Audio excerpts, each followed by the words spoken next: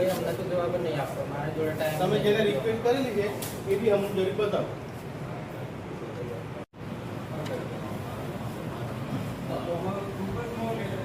આજે 6 મહિનાની 8 તારીખે તમને અમે રિક્વેસ્ટ કરેલી. અમે અહીં ઉપવાસ પર ઉતરવાના છે. 2 દિવસમાં એક્શન જોશે અમારે, અને અમને એટલી બાહેધરી આપવી જોઈએ કે તમારે ડેરીની અમે 2 દિવસની અંદર નિકાલ આપીએ તો જ અમે તમને રજૂઆત કરેલી તેનો તમે નિકાલ શું લાવ્યા એ અમને તમે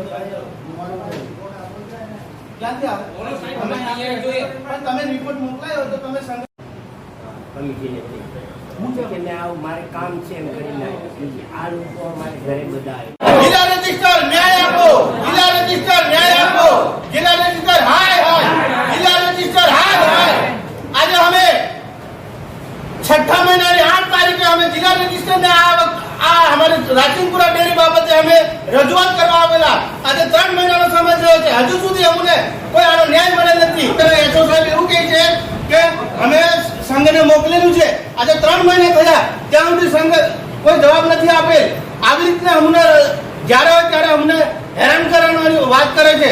જિલ્લા રજિસ્ટર હાય હાય, જિલ્લા રજિસ્ટર હાય હાય, જિલ્લા રજિસ્ટર હાય હાય, ન્યાય આપો, જિલ્લા રજિસ્ટર ન્યાય આપો, હાય હાય હાય હાય.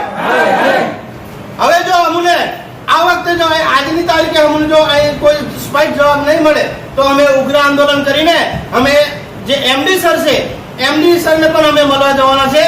ભલે અમે અમારા હજુ સુધી બોનસ નહીં મળે તો કઈ વાંધો નહીં, 4 પૂંજો કરીને અમારા ઢોરો, અમારા ગરીબ લોકો ઢોરોને ચારો કરીને આજે કંટાળી ગયેલા છે. આજે બોનસ મળતું, અમારો પગાર ઠેકાણે નહીં થતો. પેલો મંત્રીને બોલાવ્યો તો મંત્રી નહીં આવતો, અને પ્રમુખને બોલાવ્યો તો પ્રમુખ આવવા તૈયાર નથી. તો અમારે કરવાનું હું? જિલ્લા રજિસ્ટર હાય હાય, જિલ્લા રજિસ્ટર હાય હાય, ન્યાય આપો, ન્યાય આપો, ન્યાય આપો, ન્યાય આપો. આજ રોજ અમે જે જિલ્લા રજિસ્ટરની અંદર એટલા માટે આવ્યા છે કે જ્યારે જિલ્લા રજિસ્ટરની અંદર અમે 8/6/2024 દિવસે અહીંયા અમે એક અરજી આપેલી. એનું અરજીના અનુસંધાનમાં જ્યારે પણ અમે આ લોકોને આજે પૂછવામાં આવ્યા એનું કોઈ નિરાકરણ નહોતું આવતું, એટલે અમારા પ્રમુખ શ્રી અને બધા જે છે એટલે અમારા ગ્રામજનોને એવું કેવું છે કે નિકાલ આવી જાય તો બહુ સારું. નિકાલ નહીં આવતો એના અનુસંધાનમાં આજે અમે આવેલા છે. બસ અમારા અમારો ડેરીનો પ્રશ્ન છે એ સોલ્વ થઈ જાય અને અમારે જે બોનસ આજુબાજુના ડેરીની અંદર જે બોનસ આવેલી છે એ વેચાઈ જાય એવી અમારી માંગણી છે. અને આ લોકો જે બધા ત્રાસીમાં છે હમણાં આજના સમયની અંદર ચોમાસાનો સમય છે, કોઈની જોડે પૈસા નથી, તો અમારા ડેરીનો જે બોનસ છે એ આવી જાય તો સારું. 3 થી 4 વખત અહીંયા આવેલા એટલે કે થોડો ન્યાય મળે એમ.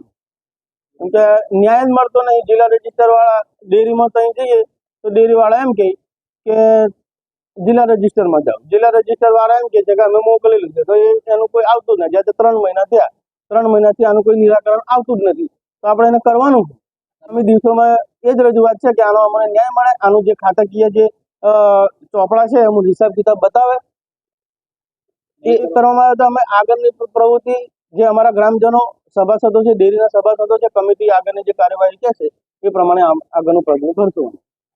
એ લોકોની અરજદારોની અરજી આવી અમારી પાસે.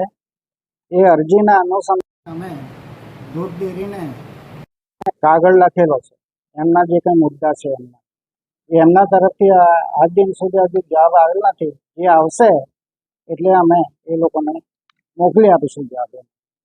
અમારી પાસે આજ દિન સુધી આજે જવાબ આવેલો નથી, એનો અમે ફરીથી રિમાઇન્ડર કરીશું અને જવાબ મંગાવીશું. એ બધા મુદ્દાની તપાસ આ લોકો કરશે. ડેરીના જે સુપરવાઇઝર આવશે એ તપાસ કરશે.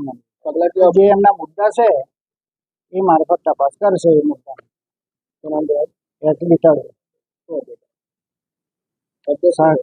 કાર્યાલય